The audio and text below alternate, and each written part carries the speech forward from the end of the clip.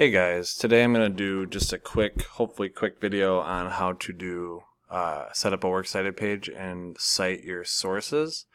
First thing you'll want to do is have your sources that you're going to cite open. So I have my two articles that I plan to use open here. And I also have a nifty little website that will help me, and I will give you guys that link as well on Classroom. But first thing I need to do is open a new document.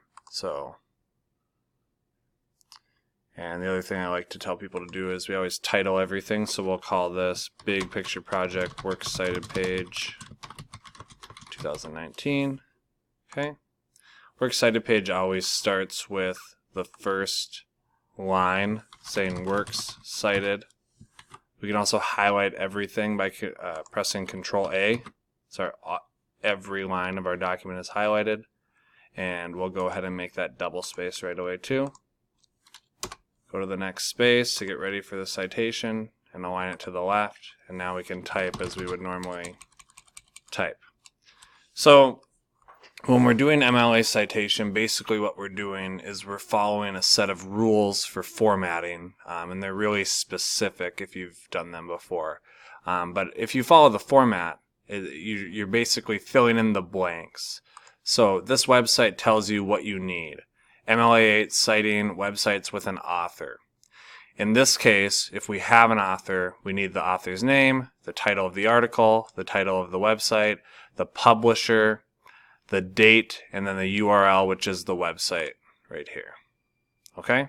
So we'll start, I know I'm going to be jumping around a bit, but we'll start with my first source that has an author right here. There's a huge problem with kids' toys that no one's talking about by Eleanor Goldberg.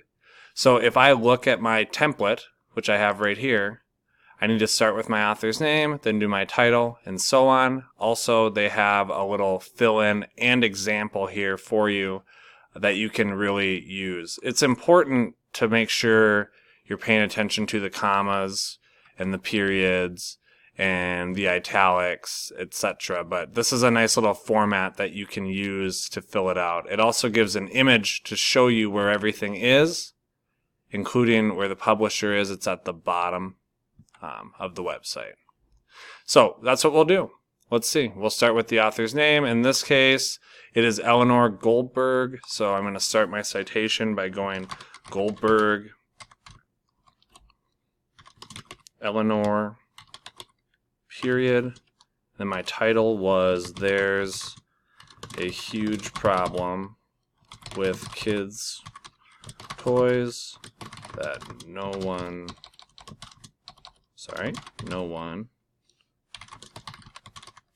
is talking about. Now, we want to make sure that we're capitalizing the things that need to be capitalized. And in the most cases for the title, we always capitalize the first word.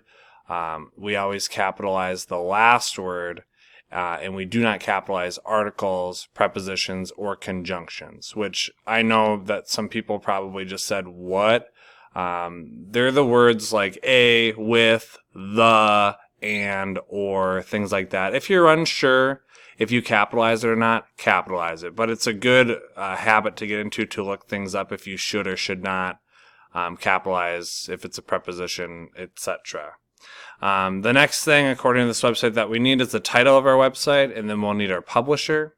So if we look, our title is up here, and we know our publisher is at the bottom. So I'll look on here. The title of the website is HuffPost. So according to the template, I'm supposed to italicize that. So that's what I'll do. And then I'll look at the bottom of my website to see what the publisher is. And in this case, it says part of HuffPost Impact. And that's what I'm going to put. I'm not sure if it's Verizon Media or if it's HuffPost Impact, but since it says part of, I'm going to use an educated guess and go with HuffPost Impact. So that's what I'll write.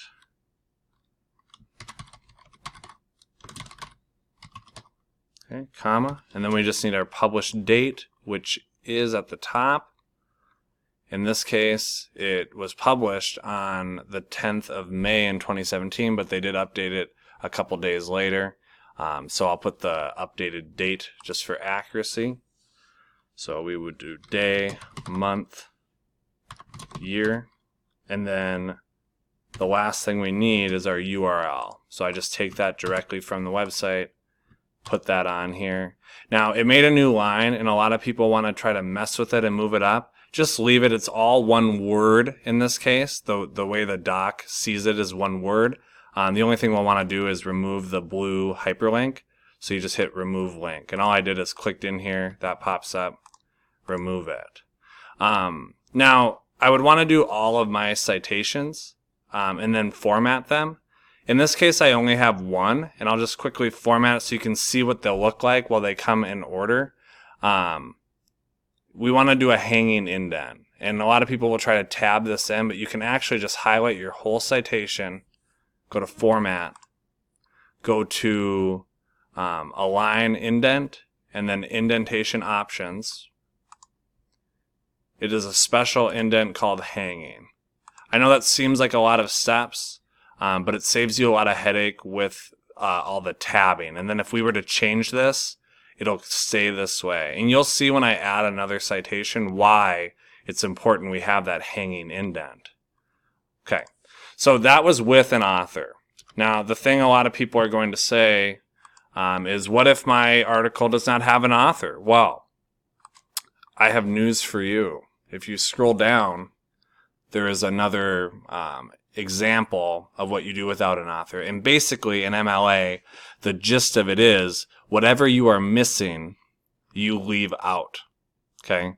In this case, we're missing the author. So we start with the title. Here we have the author. So we go author, then title. Since we don't have an author, we just start with the title, and everything else is the same. So I'm going to pause this quick and make that second citation for this website. Since we just did it, the only thing I'm doing is I don't have an author. So give me just 1 second here.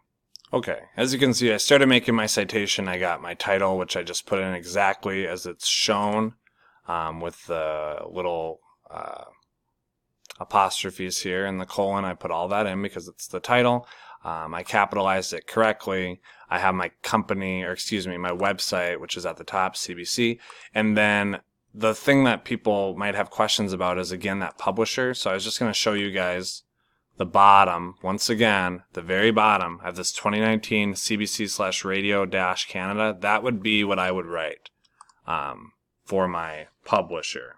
So I'll type that in really quick, CBC/radio-Canada.